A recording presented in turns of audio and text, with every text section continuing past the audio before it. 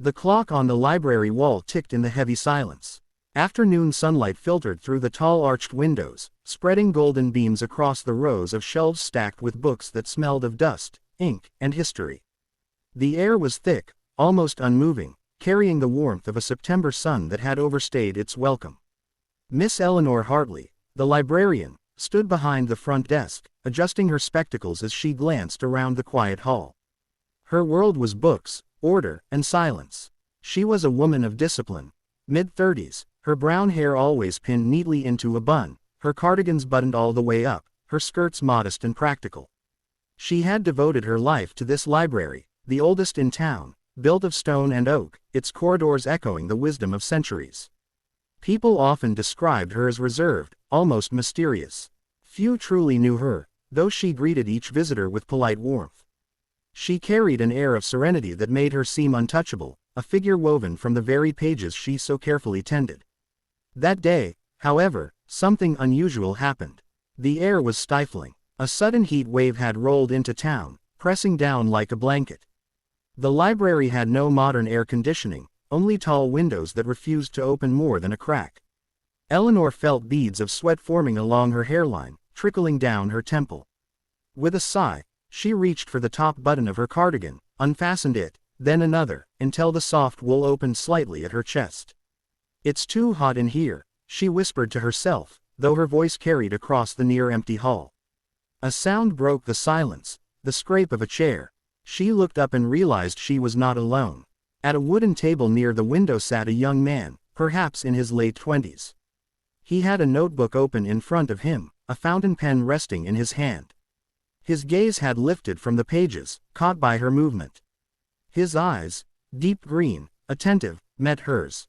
For a moment, Eleanor froze, her fingers still resting on the edge of her cardigan. Heat rushed not just from the sun but from something unspoken, something she hadn't felt in years. She cleared her throat softly. "Forgive me," she said with a small, controlled smile. "The air is dreadful today." The man stood politely, the kind of gesture men rarely made anymore. He gave a half bow, awkward yet sincere. "No apology needed. You're right. It feels more like a greenhouse than a library." His voice was gentle, low, carrying the unassuming confidence of someone who belonged in books as much as she did.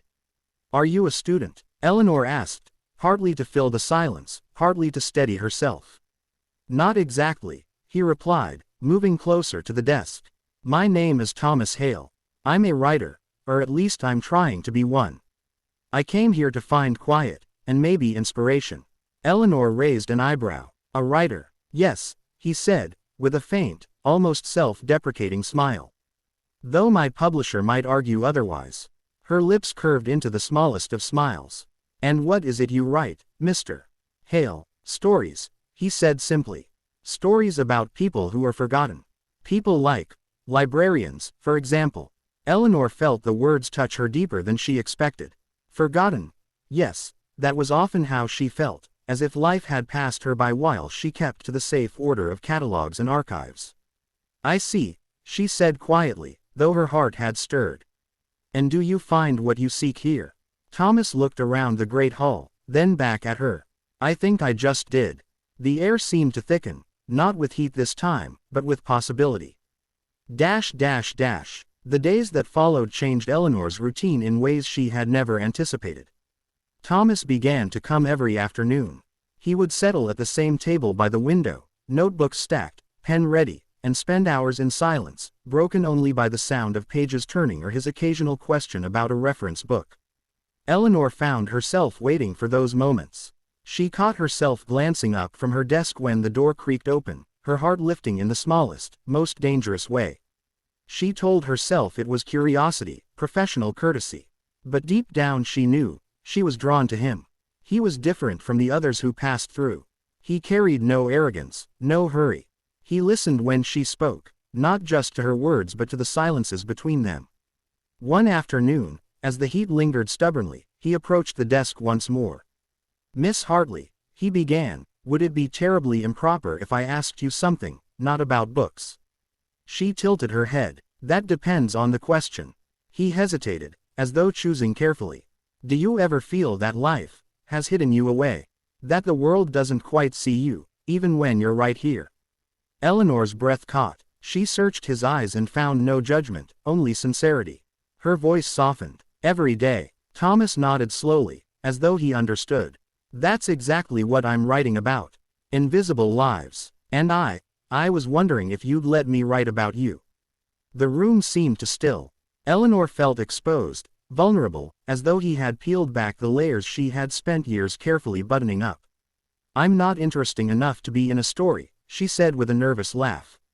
You're wrong, Thomas replied gently. You're already a story. You just don't know it yet. Her heart beat faster. She wanted to protest, to retreat into her armor of rules and propriety. But part of her, the part that had sighed with relief when she unbuttoned her cardigan, longed to be seen. The weeks turned into months. Thomas returned each day, and gradually, their conversations grew longer. He asked her about her childhood, her favorite authors, the secret corners of the library she loved most. She spoke cautiously at first, then with surprising ease, as though words had waited years to spill out. Together they wandered the stacks, their footsteps echoing softly. He asked about the oldest manuscripts, and she showed him the locked cabinets where treasures slept. Sometimes they sat side by side, reading passages aloud, their voices weaving through the silence. Eleanor discovered laughter again. Real, unguarded laughter, when Thomas teased her about the severity of her cardigans, or when she caught him sneaking biscuits into the reading room. And in return, she gave him something he had been searching for: truth. Not the glamour of grand stories, but the quiet depth of a woman who had lived unseen, and yet carried oceans within her. One evening, as dusk painted the windows with shades of rose and gold, Thomas closed his notebook and turned to her. Eleanor, he said softly, abandoning the formality of Miss Hartley for the first time. You've given me more than a character. You've given me a reason to keep writing. Her heart trembled. She wanted to reply, but the words tangled in her throat. Instead, she looked down at her hands, folded neatly, as always. He reached across the table, gently brushing his fingers against hers. You don't have to be invisible anymore.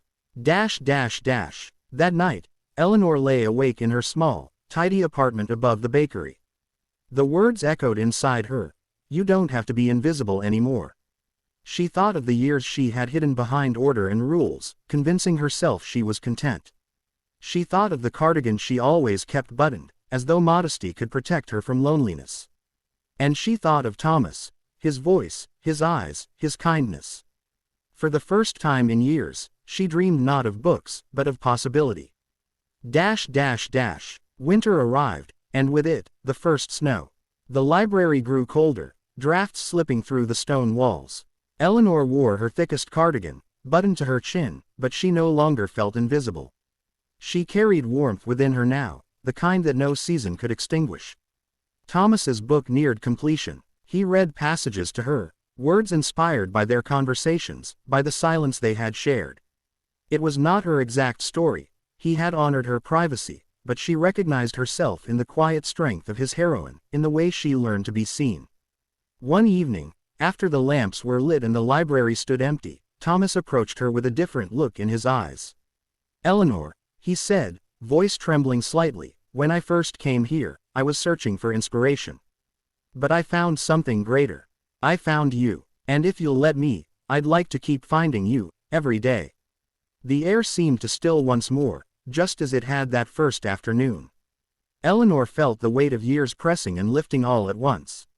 She looked into his eyes, and for the first time in a long while, she let her heart speak. Yes, she whispered, I'd like that too. The librarian who once unbuttoned her cardigan because it was too hot in here, had unknowingly opened more than fabric. She had opened a door, to herself, to love, to life. And in the quiet heart of the library, among the dust and the books and the silence, Eleanor Hartley was no longer invisible. She was seen, she was remembered, she was loved.